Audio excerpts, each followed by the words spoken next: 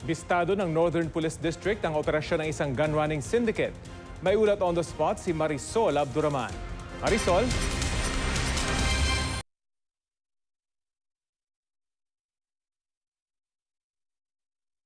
Firearm, magazine, at iba't ibang bala at iba pa. Ilan lamang ito, Rafi, sa mga nakuha nga ng Northern Police District sa kanilang operasyon sa pamamagitan ng isang buy-bust operation sa isang big time na gun smuggler sa Pasay City kahapon.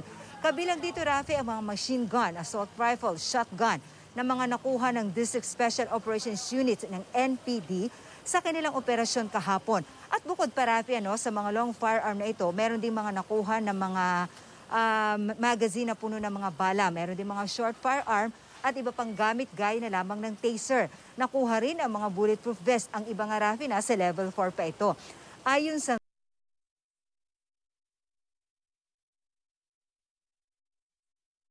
ng social media. At ang nakakabahala, Rafi, alam mo, ang gamit dito sa pagdi-deliver nitong mga loose firearm ay ang mga courier services. Kaya nagbigay ng babala si General Hidalgo na para doon sa mga magpapadala ay kilatising mabuti ang mga parcel na kanilang tinatanggap dahil kapag nahuli sa kanila itong mga illegal na baril ay mananagot din sila. Samantala, naniniwala din ang Northern Police District, Rafi, na may koneksyon itong nahuli nilalang suspect na hindi pa nila pinapangalanan sa ngayon sa mas malaki pang grupo na sangkot din sa gun smuggling. At ito ngayon ang subject ng kanilang follow-up operation. Rafi. Marisol, meron bang impormasyon ng PNP kung saan galing itong mga baril na ito at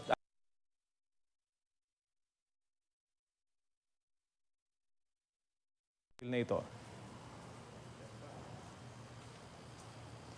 For now, Rafi, wala silang eksaktong impormasyon kung saan talaga galing ang mga baril na ito. What they know for now is meron isang network ng mga gun enthusiasts at ito sila mismo amongst their circle. Sila yung nagpapalitan ng mga baril at kung merong gusto mag-order sa kanila ay kukontakin ang grupo na ito.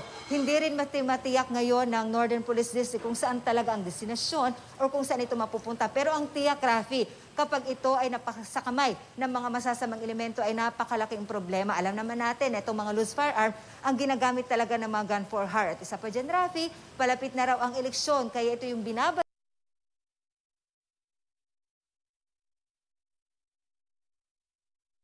Pero halos open pala, Marisol, yung kanilang pagbebenta, social media, yung kanilang ginagamit. Anong reaction dito ng PNP?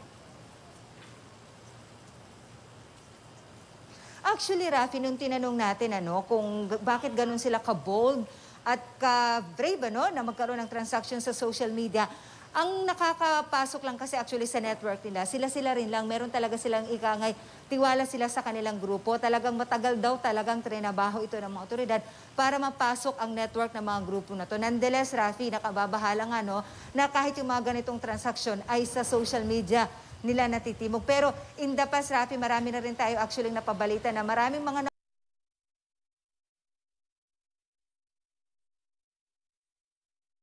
sa social media, doon na yung usapan, yun na, doon na natatapos ang transaction, Rafi.